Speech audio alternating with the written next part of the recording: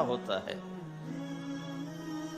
حضرت عائشہ رضی اللہ عنہ چھوٹی عمر کی ہیں تو اب جہاد سے واپس آ رہے ہیں. جہاد سے تو آپ نے صحابہ سے کہا آگے چلے جاؤ. سارے سب آگے چلے گئے اور نظروں سے غائب ہو گئے. تو اب خود اللہ کے نبی کہہ رہے ہیں عائشہ میرے ساتھ دوڑ لگاؤ. دوڑ لگائیں.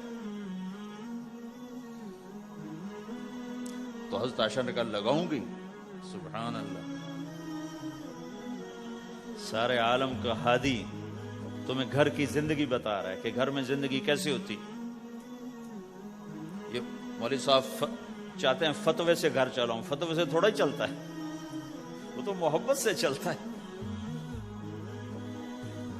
تو فرمانا کہ ہم نے دوڑ لگائی تو میں آگے نکل گئی, اللہ کے نبی پیچھے رہ گئے. پھر کچھ عرصہ گزرا تو آپ ایک جہاز سے واپس آ رہے تھے. آپ نے صحابہ سے کہا تم سب آگے چلے جاؤ. سب آگے چلے گئے, نظروں سے اوجھل ہو گئے, غائب ہو گئے. تو پھر آپ نے کہا عائشہ دوڑ لگاؤ گی؟ کہا جی لگاؤں گی. پھر ہم نے دوڑ لگائی تو فرمانے لگے ان دنوں میں ذرا موٹی ہو گئی تھی. تو اللہ کے نبی مجھ سے آگے نکل گئے. تو آپ نے کہا ہذہ بتلک, کہ اب تیرا میرا حساب برابر ہو گیا. پہلے تو جیت گئی تھی, آج میں جیت گیا. حضرت عائشہ رضی اللہ تعالیٰ عنہ کو لقمے بنا کے کھلاتے تھے. بڑی بڑی بوٹیاں کھانے کا رواج تھا عربوں میں. بڑی بڑی بوٹیاں بناتے تھے, چھوٹی چھوٹی بوٹی نہیں ہوتی. تو حضرت عائشہ رضی اللہ عنہ نے مثلا بوٹی اٹھائی. کبھی کبھی گھر میں مہینے میں ایک آدھ دفعہ گوشت بنتا تھا تو آپ بوٹی اٹھا کر ایسے کھاتی, نوچتی.